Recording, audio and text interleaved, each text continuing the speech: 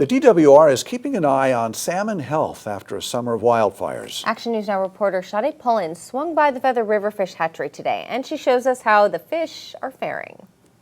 Employees, researchers, and students gathered here today to play a role in the respawning of the salmon population, such as tagging and identifying where certain salmons come from, so we can make sure that we have more salmon here. It's that time of the year. The first chinook salmon of the season have reached the Feather River Fish Hatchery. The public information officer for the California Department of Fish and Wildlife, Peter Tyra, says that the hatchery recently opened up its salmon ladder, allowing fish to swim up to the hatchery to spawn. That's right. Students, employees, researchers, all working together to spawn salmon, but also collect data and scientific research.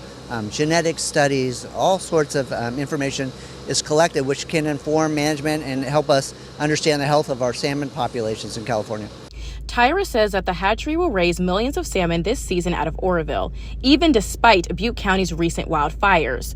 Fires and burn-scarred debris can travel into rivers and streams, affecting salmon populations. The Feather River Hatchery carries both fish raised in the hatchery and or in the wildlife. The hatchery tells me that the wildfires have mainly impacted the wild salmon. Spring run chinook are a threatened species, so they're not in the best shape in terms of numbers. But we also have wild populations that are very important. We need those wild genetics. We need those wild fish.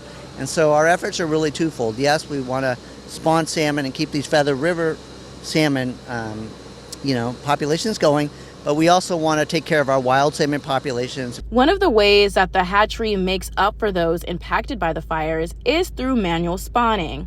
The hatchery says that despite the wildfires, the Feather River Chinook salmon are resilient and that their numbers are doing pretty well at the hatchery. Reporting in Oroville, I'm Shade Pullen with Action News Now.